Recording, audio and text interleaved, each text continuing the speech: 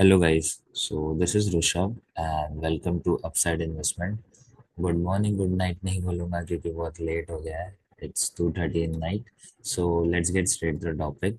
So Friday को market में कुछ इंटरेस्टिंग हुआ था। मैंने सैटरडे को सुबह उठा एंड मैंने देखा कि नैस्डैक 3.5% डाउन था। Same way Dow Jones around 2% के आसपास डाउन था। Bitcoin was down around 13%। तो मैंने सोचा कि दिस इज इंटरेस्टिंग क्योंकि ब्रॉडर ब्रॉडर लेवल पे मैं पहले एक अपना थिंकिंग बताता हूँ, then I go deeper into कि कौन से चार्ट्स है क्या अच्छे लग रहे हैं। ठीक है। तो Indian markets consistently under perform कर रहे हैं। अगर आप निफ्टी को देखोगे पिछले एक साल से इट हैज गॉन नोवेयर। मतलब 25,000 के आसपास निफ्टी आज से एक साल पहले था, अभी भी 25,000 है। एंड इसका मेन रीजन है कि एफ आई एस इंडिया से पैसे लेके बाहर जा रहे हैं। ओके।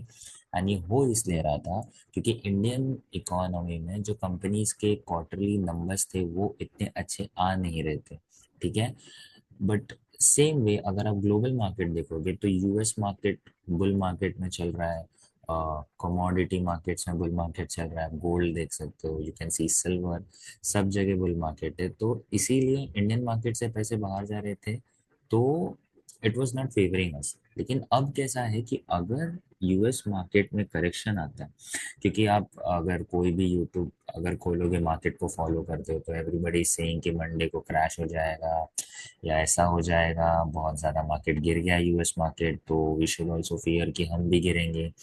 लेकिन मुझे ऐसा लगता नहीं है होगा, क्योंकि यूएस मार्केट का गिरना is indirect benefit to us, क्योंकि एफआईएस को अपना पैसा कहीं तो डालना है ना।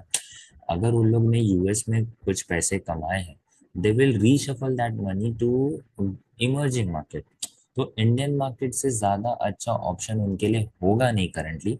मैं ये नहीं बोल रहा हूँ कि शॉर्ट टर्म फॉल या कुछ आ नहीं सकता, but this is what I feel कि ब्रॉडर अगले एक साल से 1.5 साल के टाइम फ्रेम में ऐसा होना चाहिए। दिस इज माई प्रोबेबिलिटी, मैं बोल रहा हूँ।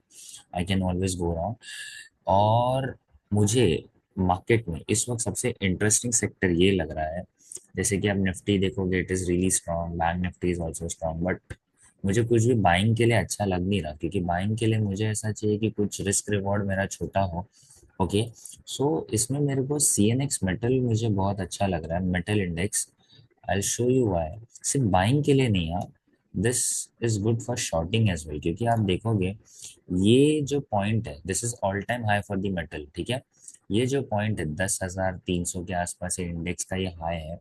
ये हाई को इसने अराउंड अक्टूबर 24 में ब्रेक करने को ट्राई किया। एंड नाउ ये इंडेक्स वापस से इस लेवल को ब्रेक करने का ट्राई कर रहा है। ठीक है। तो अब मैं मंडे को जब मार्केट में जाऊंगा, सी मेरे पास अभी भी वेदांता के कुछ लॉट्स ओपन है। ज़्यादा नहीं, 2 लाख का पोजीशन है ये। करंटली इसमें लॉस चल रहा है। एक्चुअली ये पोजीशन बहुत ही यूज लिया था मैंने इस week, but somehow I escape. पिछला वीक बहुत ही हॉरिबल था, बट स्टिल समहाउ मैंने बीच में आपको जैसा बताया था कि I try to share this. So from the September month से ये अकाउंट है, and that that you can see कि ठीक ठाक ही प्रॉफिट हुआ है। बेस कैपिटल बहुत छोटा है guys, it's just 10 lakh rupees, and अगर उस पे हम इतना कर पा रहे हैं तो आई वुड से ऐसे मार्केट में तो it's it's good I would say. तो मेटल में ऐसा हो रहा है कि दिस पॉइंट ओके, तो ये एक रेजिस्टेंस जोन है जहाँ पे अगर आप लास्ट वीक भी देखोगे तो थर्सडे को एंड मंडे को मेटल्स में बहुत ही स्ट्रांग बाइंग थी। अगर आप हिंडाल्को का शेयर देखो, ओके, तो हिंडाल्को के शेयर भी ऑल टाइम हाई के आसपास ट्रेड कर रहे हैं। मैं इसको डेली टाइम फ्रेम में करता हूँ। ओके। तो ये सारे स्टॉक ऑल टाइम हाई पे ट्रेड कर रहे हैं। लेकिन अब जो यूएस में न्यूज़ आया उससे एक अनसर्टेनिटी क्या है कि यूएस अगर चाइना पे बैन लगाता है 100% का, तो इंडस्ट्रियल साइकिल स्लो डाउन होगी। सो ये दो वे से अफेक्ट कर सकता है। या तो ये मिसमैच क्रिएट कर सकता है कि मेटल्स के डिमांड कम हो जाएंगे, या फिर ये ऐसे भी प्ले आउट हो सकता है कि मेटल की स्कैरसिटी हो जाए तो मेटल के प्राइसेस बढ़ जाए। बट मैंने यूएस मार्केट में कॉपर के प्राइसेस देखे थे। कॉपर के प्राइसेस अराउंड डाउन थे 5.5% फ्राइडे को। See it was down close to around 7%। तो ये थोड़ा डाइसी सिचुएशन है कि इस वक्त मेटल इंडेक्स में होगा क्या। और कैसा है कि मेटल इंडेक्स अभी एग्जैक्ट ब्रेकआउट पॉइंट के इधर है ना, तो यहाँ से अगर मैं लॉन्ग पोजीशन क्रिएट करूँ या शॉर्ट पोजीशन क्रिएट करूँ, ये रिस्क छोटा होगा एंड रिवॉर्ड बड़ा मिल सकता है।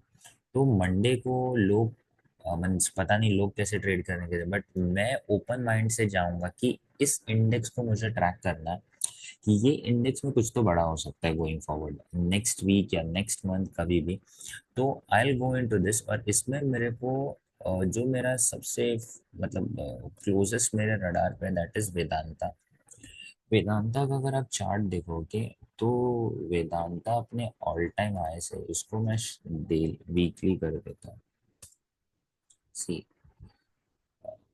वेदांता का अगर वीकली चार्ट देखोगे आप, ओके, सो ये 507 508 ना गाइस, इसका 2008 का हाई है जहाँ तक मुझे याद है। Okay, this price was in, see ये देखो 492 का जो एरिया है ना, 492 नहीं पकड़ते इसको, 500 राउंड ऑफ पकड़ते होके। तो ये 490 का जो एरिया है ना, ये वेदांता के लिए बहुत ही क्रूशल है, क्योंकि ये प्राइस इस स्टॉक ने देखा बहुत रेयर है, और ये प्राइस इस लेवल पे है। तो यहाँ से अगर कल मेल्ट डाउन होता है मंडे को, ठीक है, मुझे नहीं पता मंडे को क्या होगा, निफ्टी नीचे जाएगा निफ्टी ऊपर जाएगा, आई लुक कि वो प्राइस एक्शन उस वक्त कैसा है।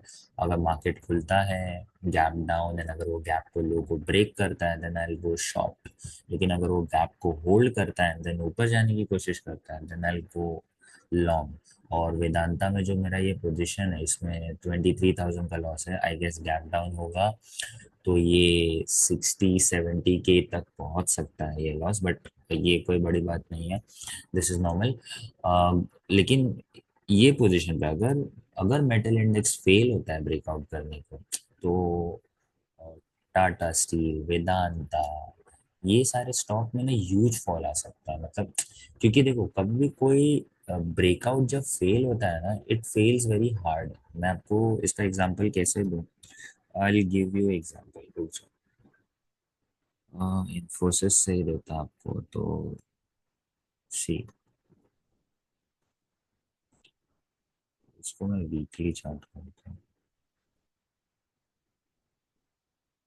इन्फोसिस राइट एग्जांपल होगा, एक मिनट। सी हाँ, this is the right example I would say. Large cap company है तो थोड़ा क्लैरिटी भी रहेगा, ठीक है। सो सी है, ओके, ये जो लाइन ऑफ रेजिस्टेंस था, ओके, ये जो लाइन ऑफ रेजिस्टेंस था फॉर द इन्फोसिस, ये बना था 2022 में। ओके, प्राइस आया 2022 में, तोड़ने को ट्राई किया, देन प्राइस 2 साल बाद आया सेम प्राइस पे। ओके, इसने इसको तोड़ने को ट्राई किया, यहाँ पे बहुत बार ट्राई किया, बट इट डिडंट, ये चला नहीं, इट इवेंचुअली फेल्ड। और अगर आप अभी इन्फोसिस को देखोगे तो ये अपने हाई से कितना डाउन है, इट्स डाउन ऑलमोस्ट 26%, एक लार्ज कैप कंपनी 26% डाउन है। ओके, सो अगर आप सेम वे वेदांता को ट्रैक करोगे, ओके, सो वेदांता का फेल होने का चांस भी हाई है, मतलब सक्सेसफुल होने का चांस तो है ही, लेकिन फेल होने का चांसेस भी हाई है। तो मैं ओपन माइंड से जाऊंगा मंडे को इनटू मेटल सेक्टर, और अगर मेटल वीक होता है ना गाइस, मैं इसको बहुत तगड़ा शॉर्ट करने वाला हूँ टेलिंग यू, क्योंकि मार्केट अगर गिरने वाला होगा, ओके, तो टाइम नहीं देगा। मंडे को नैस्डैक खुलेगा, मंडे को नैस्डैक अपने लो के नीचे खुलेगा और डायरेक्ट नीचे जाएगा। एंड ये जो स्मॉल पैनिक क्रिएट होगा ना, शॉर्ट टर्म में तो इंडियन मार्केट्स भी गिरेंगे, ऐसा नहीं है कि इंडियन मार्केट्स कंप्लीटली अवॉइड कर देंगे। अगर नैस्डैक 3% गिरे, डाउ जोन्स 3% गिरे, तो इंडियन मार्केट्स 2-2.5% तो गिरेंगे, और इंडिविजुअल स्टॉक लेवल पे ज़्यादा करेक्शन आएगा। तो आई फील कि वेदांता, टाटा स्टील, अगर ये स्ट्रांगली होल्ड करते तो they will eventually go up, but अगर थोड़ी सी भी वीकनेस दिखती है ना, तो ये स्टॉक बहुत हार्ड गिरेंगे, एंड मैं इनमें अच्छा पोजीशन बनाऊंगा। हिंदुस्तान जिंक में मैं पोजीशन बनाना चाहता हूँ, क्योंकि आई फील कि समहाउ सिल्वर जो 50 का रेजिस्टेंस वाला एरिया है, ठीक है, सिल्वर तो ग्लोबल न्यूज़ है यार, सबको मालूम है अभी। This is not new. ये जो ये 50 का प्राइस है, ये मेरे को लगता है एक बार में ब्रेकआउट नहीं देगा। दिस विल इवेंचुअली आएगा, इधर थोड़ा कंसोलिडेट करेगा and then it will break out. मुझे ऐसा लग रहा है, आई कैन कम्प्लीटली गो रहा हूँ। और ये कोई भी ट्रेड्स भाई, ये मेरे रिकमेंडेशन नहीं है, दिस इज समथिंग मैं जो कर रहा हूँ। सो आई ट्राई टू डू, मतलब मैं बताने की कोशिश करता हूँ, क्योंकि ये मेरे लिए खुद के लिए भी होमवर्क होता है। तो आप लोग भी इस सेक्टर को ट्रैक करना, एंड अगर आपके एंड से भी कुछ इनपुट है तो do let me know. Comment section तो ओपन है ही। और एक स्टॉक है जो मुझे अच्छा लगता है going forward, this is BEL। ये बहुत ही प्यारा कंसोलिडेशन कर रहा है यार, इसके हाई से 434 का हाई है, अपने हाई से ज़्यादा दूर नहीं है। ये एक स्टॉक है जो मुझे, अगर ये जिस दिन ये 434 ब्रेक करेगा ना, I take big position into this. मतलब ये एक स्ट्रेट कंसोलिडेशन से साथ धीरे धीरे धीरे, शायद ये 2 महीने बाद आए, 1 महीने बाद आए, आई डोंट नो, बट जब भी आएगा I go big into this, I go big into this. And metals तो अभी रडार पे है ही, सो आप देखना। पोजीशन बनाऊंगा तो मैं ज़रूर वीडियो बनाऊंगा। तो लेट्स सी क्या होता है मंडे। टिल देन आप अपना संडे एंजॉय करो, अपने फैमिली का ध्यान रखो, एंड बाय।